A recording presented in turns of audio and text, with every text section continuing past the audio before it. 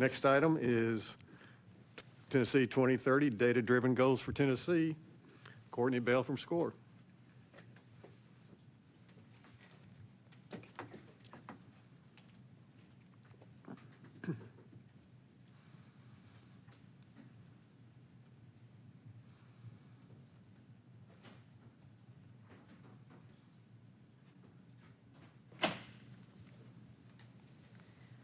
Well, thank you so much to the board for inviting us to come speak about this new coalition that SCORE is leading around setting some data-driven goals for our state moving forward. So I know my colleague Mary Cypress Metz had the opportunity to come speak to the board about 6 months ago about another collective impact project we've been working on, our impact credentials framework, to try to better capture how we're connecting students to economic opportunity. And this is really a practical application of that, and an opportunity for us to set a new vision as a state. So why did we start exploring this goal setting project?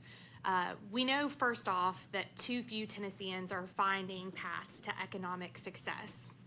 And we also know that fortunately we have a strong track record as a state of aligning around collective goals and making significant progress. So some folks in this room may remember in 2011, when we set the goal to be the fastest improving state on NAEP, and we met that goal. We've also had a collective goal around post-secondary attainment, the drive to 55, and while we didn't meet that goal, we made tremendous progress toward it, so we know that we have a history of kind of linking arms and working collectively to drive forward action. We also know, fortunately, that there's really clear research and data on how we can measure and even predict student success. And we also know that rather than having one singular goal, having a longitudinal look allows partners at all points in the continuum to find a place to connect, to push forward work for Tennessee students. And we also saw this as a real opportunity to work together to cast a bold new vision that prepares Tennessee students for success. So when we're talking about progress year over year, we're anchoring to a bigger picture. And so when we first started thinking about this project, the first thing we did was go through a stakeholder engagement process. And I know two of the first folks we talked to were Sarah and Michael at the state board around if we were going to set a series of goals for the state, where would we anchor them? What would we look at, knowing that there are a plethora of different areas we could have looked at. And what we heard from folks was this felt like an important role that SCORE could play to set ambitious goals across different sectors, that it would be something that wouldn't make sense for a single agency to own alone, and so that it really would need to be a collective impact project. We also heard that it felt like our state was lacking a North Star. We had had goals in the past, but we didn't have anything currently we were driving toward as a state. And we also heard interest from partners in aligning strategic plans and future dashboards reports to the Tennessee 2030 goals. I know we had lots of conversations with Dr. Gentile, our partners at TBR, at TDOE, about a desire to have a more cohesive vision for the state. And then also just a lot of excitement about the opportunity to work collectively together. And so where that brought us was to these Tennessee 2030 goals that really aim to set a shared vision for student success across the entire education continuum, including really ambitious goals for growth across key metrics that have been shown to be predictive of students' long-term success. As I mentioned, we were hoping to make an actionable application of the credential impact framework that was also collectively conceived to show what steps would a student need to take on their way to earning a credential that is going to enable economic independence, and chart a clear path for making sure students are on track across their experience. So the hope was to really blur the lines between sectors, between different transition points in a student's educational career, and build really shared accountability for student outcomes. So where that landed us was on this key metrics framework. So you'll see the yellow bar in the middle are the metrics that we anchored on. So again, we could have anchored on a number of different metrics, but as Dr. Laird was sharing previously, there's a ton of evidence that whether or not students are proficient in third grade reading is very predictive of their later success We know that grade 7 math, we've had some questions about why we anchored on grade 7 versus grade 8. In Tennessee, grade 7 is the last grade where the majority of students are on the same pathway before folks may start peeling off to take Algebra 1 or integrated math at an earlier level. Some students do that in 7th grade, but the majority are still on that same pathway. College going, on time, post-secondary completion, and I'll talk a little bit about our aspirations for quality being included in that, and then quality credential attainment. And you'll see on the right, our anchor aspiration. I think whenever you start talking about goals in a numerical sense, there is a tendency or a desire for folks to say, why would you not set a goal of 100%?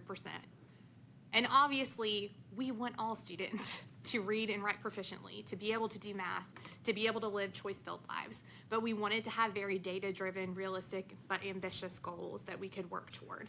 And so these are sort of a stake in the ground. And we also know, as I mentioned, these metrics are not inclusive.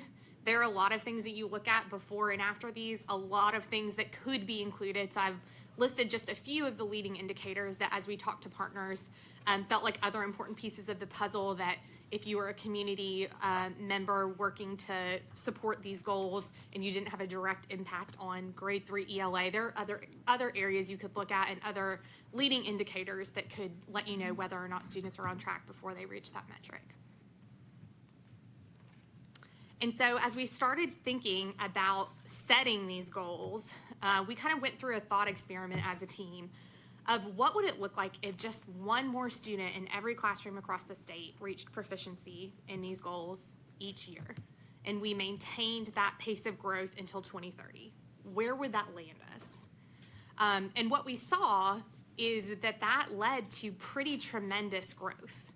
And so that is what led us to set these goals where they are at. So again, looking at 2024 data, and I know you all just had the opportunity to hear Dr. Laird and his team share about our TCAP results. So those are not captured in this, the TCAP results that came out the previous, just last month. But we wanted to set a path for if we were to meet this pace based on where we were in 2024, where would we get to? And so you can see that just one more student per classroom every year would get us to 71% proficiency in ELA by 2030, which would be a record for the state and the country.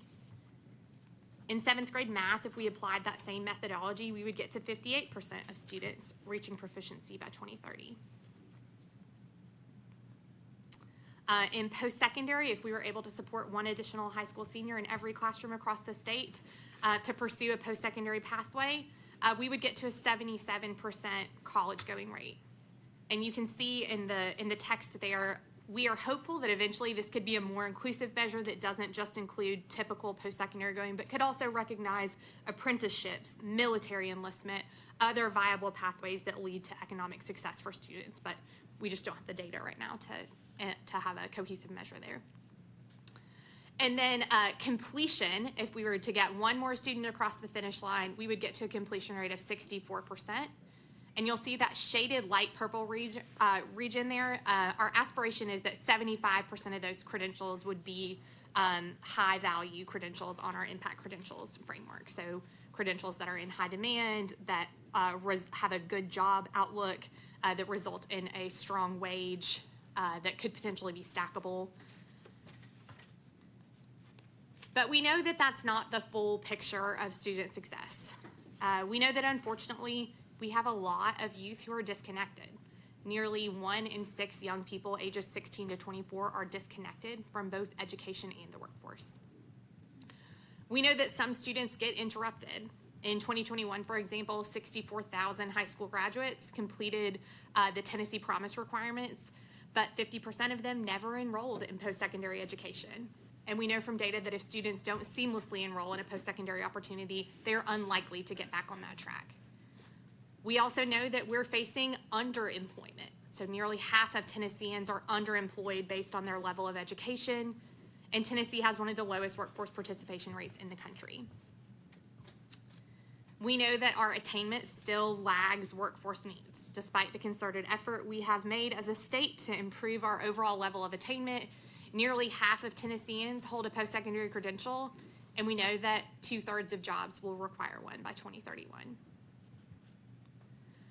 So as a state, we must work urgently and collectively to cast a more expansive vision and goals that reflect our full understanding of what contributes to student success. Because we know when students excel in the classroom, they emerge prepared to find success in college, in career, and in life.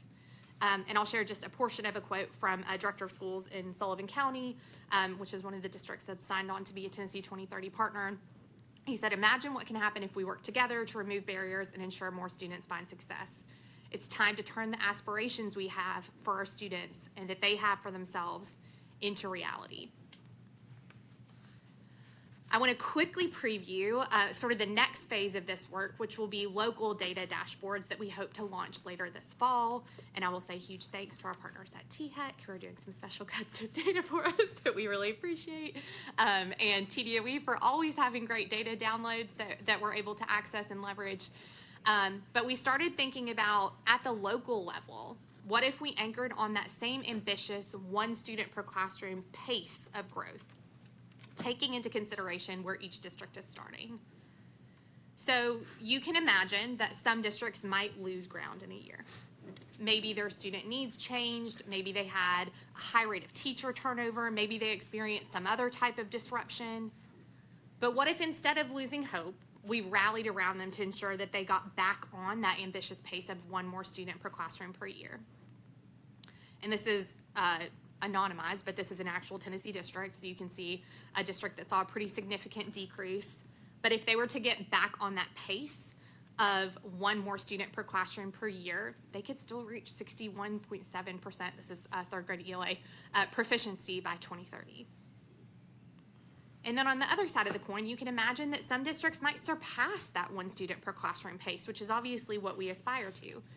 But what if instead of expecting them to let up, we supported them to maintain that sense of urgency and stay on a solid upward trajectory of one more student or more each year? What would we see there? And this is, again, another Tennessee district who saw a pretty big jump in third grade ELA. And you can see if they were able to maintain a one student per classroom pace until 2030, they would reach 77% proficiency, which is truly remarkable. And so I say that for folks like Dr. Maxwell in the room who may remember AMOs, things like that. What we did not want the perception to be is that SCORE is setting goals for districts of what they should achieve. And we know that based on when those years were, when that data was anchored, that may really change your ability to meet those expectations. And so we felt like by meeting each district where they are each year, setting a clear vision for an achievable but ambitious pace of change, and then supporting them to meet that pace, the statewide impact would be huge. So our hope would be that we keep these static state level goals, and then each year we will update the local dashboards with growth projections for districts if they're able to meet that pace. And I'll read one more just excerpt of a quote from Tara Scarlett, who shared, "Achieving the Tennessee 2030 goals around reading, math, and post-secondary enrollment and completion is critical to propelling our state forward and ensuring each student reaches their full potential." So that really is the intent of it. And then, as I mentioned, this is really a coalition effort. So we already have nearly 50 districts, higher education institutions, schools, and community advocacy organizations who have signed on as official Tennessee 2030 partners and are actively championing these goals. And the number of partners continues to grow. So you can see a full list of partners on the Tennessee 2030 website, TN2030.org. And if any folks are interested in learning more about what it means to be a partner or signing on, we would love to talk more. Would love to welcome questions. Thank you very much, Ms. Bell. Questions for Ms. Bell? Mr. Chairman. Mr. Mullenhour. Thank you. I'll try to be very direct with this question. Yeah. It sounds like I take this. I perceive from this presentation that there's agreement around, hey, we want everybody to improve. Mm-hmm. You and your team have projected, hey, this is where we could go with this. Join us in that effort. What is it exactly, in 1 minute, what is it exactly that you plan to do to get there? I hear a lot of like energy and excitement about it, but like what are the discipline strategies and operative execution elements of that plan? Yeah, I mean, I think that's going to vary from community to community based on what their specific needs are, and that's why we're hoping to build a coalition of partners who are sharing ideas and strategies. I think as a state level organization, we'll continue to advocate for the strategies that we know research has shown to lead students to greater success. So in early literacy, having high quality instructional materials in place, systematic phonics instruction, high dosage tutoring, instructional coherence, those are issues we'll continue to champion. We're doing a lot of research as an organization around math and what we need to do to continue the amazing pace of change we've had, positive pace of change we've seen in math, how we can codify some of those practices. We're doing a lot of work about thinking about pathways for students and how we can make those feel more connected, and are doing deep partnership work with Christy's team at TDOE to think about how we can better connect pathways to careers so students are able to succeed. But I think ultimately we will hope to track data over time, highlight bright spots when we see them at both the school and district level of districts that are exceeding expectations, exceeding that pace, so we know the places that we can go to learn. Can I follow on to your question, Mr. Molinar? Go ahead. Because I had one that was very similar to that. Yeah. I think what you're proposing is an excellent way, like you say, to track, to make aware. You know, you think of one person in a classroom, I like that concept. That seems easy to do, but then when you think of, maybe there's 20 people in a classroom, one in every classroom, that's 5%. So Yeah. you go back to what Dr. Laird was saying, that's a 5% increase. But the key is, how do you get there? And you talk about long-term success. How do you define long-term success? Now, this board's mission is prepare students for post-secondary success. Is that what you do, is long-term success? Is that they end up in the workplace with a career? Or when you talk about, how do you define long-term success? Yeah, I think for us, we say success in college, career, and life. So we want students to be able to live choice-filled lives where they are able to take the path that's best suited to their interests and needs, but also results in a living wage, a family-sustaining wage, and an ability for them to be productive members of society. So I think whether that path is directly into post-secondary to pursue an additional degree or credential, which for a lot of students is the right pathway, or whether that's a pathway into the military or a pathway directly into the workplace, but with the information about what their long-term earnings could be, what their potential for additional job growth would be. So I think it's around equipping students with the ability to make choices that will result in a life of economic independence. So I agree. I think that's what we ought to do, is look at the end point. And going back to Mr. Molinar's question, how do you get there? So is that something where we would look at our curriculum to see if our curriculum is preparing those students for that success, that type of thing that you're proposing? Yeah, I mean, it's a great question. I think it's something we're doing a lot of thinking about as an organization, of how we can analyze labor market data, labor market needs, to see where are the high demand career pathways that have a steady job outlook, so that students are not just taking the next step, that they'll stay stagnant for 40 years, but that there's an opportunity for them to continue stacking on additional credentials, growing in their career. So I think making that information connect from the workforce to post-secondary and then even down to high school is the work that we're working a lot with Christy's team around. How can you define those pathways better in high school? How can you help students, when they're thinking about post-secondary, also think about career? I often think about my own high school experience, and I was a public school educated. I was always a high achiever. I went into college not knowing what I wanted to do. I felt like I had plenty of time to explore, and I remember having a little panic attack after my first semester of being like, oh my goodness, I'm supposed to know what I'm going to be doing for the rest of my life.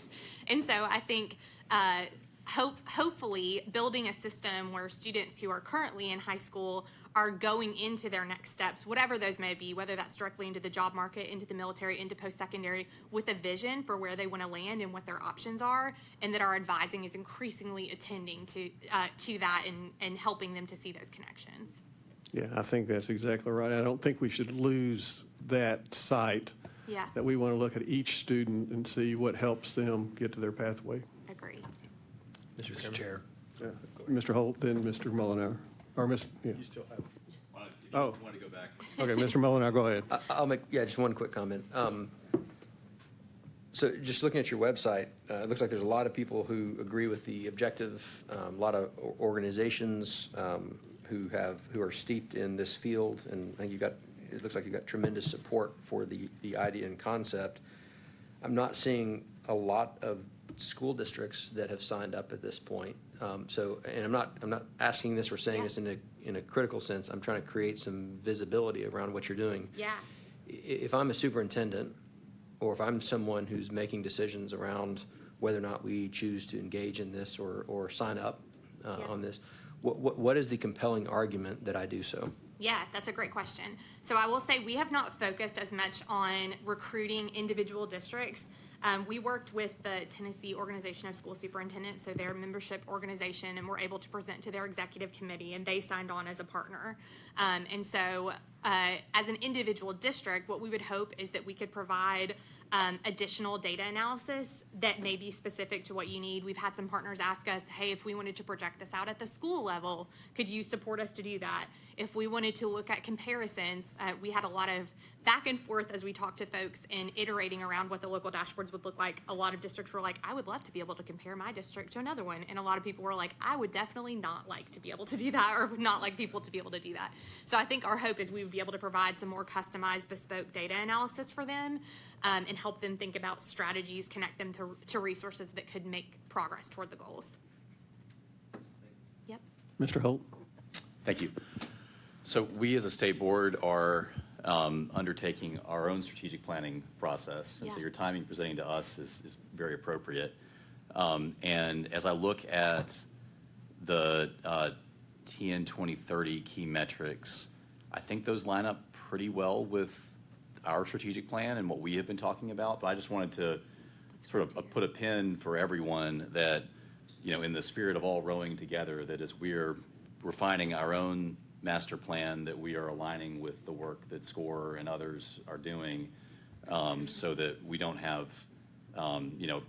aspirations that are not all lined up together and are across purposes. So I'm not sure where the best way to kind of make sure that we're lined up as SCORE is moving forward and as we're moving forward, but I just want to invite that collaboration so that we ensure that we're doing that. Yeah, thank you for that.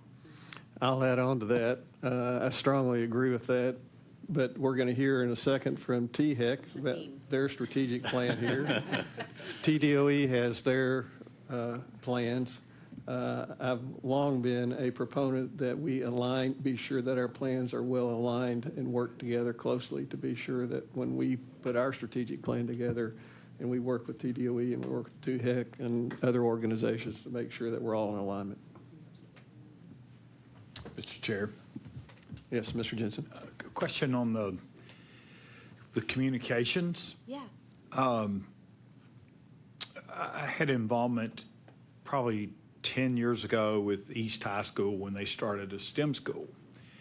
And one of the real challenges we had, and at a granular level, was getting the parents to understand the opportunity. Yeah. I was recently at the Germantown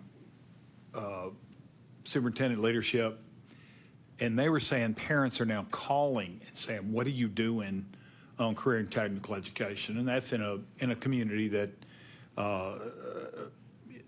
would probably not be thought of as a place where CTE is going to be important, but the parents are asking about it.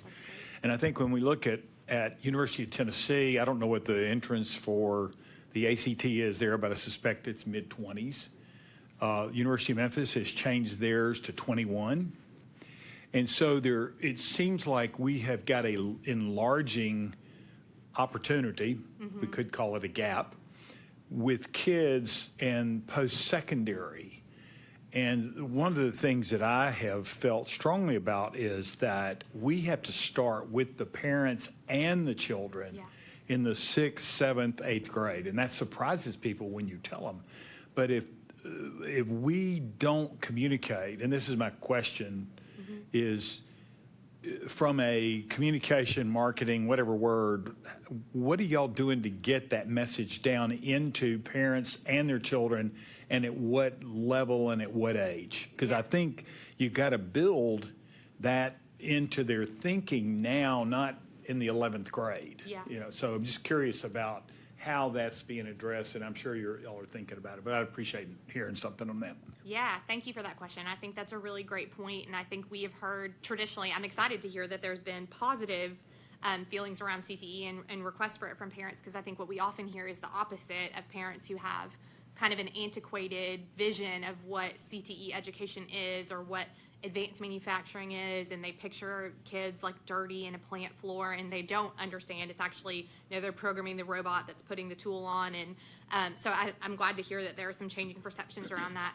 I think that is definitely work that we're thinking through in partnership with TDOE around those high school pathways. How are we improving advising so that not only students but their families are getting better information about career pathways and how schools are working to meet those? I think TDOE is also doing some really innovative thinking about how you better define pathways of study in high school around dual enrollment. Specifically, we have a really robust CTE programs of study that are very well defined, but how do you do that for something that may not be a CTE course? And then how are you giving information to students and families as they think about that? I think we've also done some thinking around how we could improve work-based learning offerings, and I think thinking about parent externships could be an interesting thought. I know we've done some thinking as an organization around teacher externships and how do you get educators into some of these high-demand career places to see what it's like to actually do that job, because we know that's often who students are going to for advisement is not necessarily their high school counselor, but their favorite teacher or someone that they respect in the school building. So how do we get more folks to have that? So I think including parents in the conversation about students' careers. I know as a result of the Innovative School Models grants that TDOE did 3 years ago now, a lot of districts did invest in both career counselors and also career interest inventories. And so I think improving how we're sharing that information with families, because students are often starting doing those career interest inventories when they're in middle school and starting those conversations earlier. Those are a few thoughts that I'd have, but I think that's a really good push for making sure that we're including families in the conversation. Follow up, if I may. So when you look at, the parents will hear about it if it's going well. Yeah. I mean, that's the best message is when there's a program, and I think of the University of Memphis, their high school, they got like 1,500 or 2,000 people on the waiting list to get into that high school, into that school. Yeah. Well, there's something going on there that's causing parents to say, I want my child there. Yeah.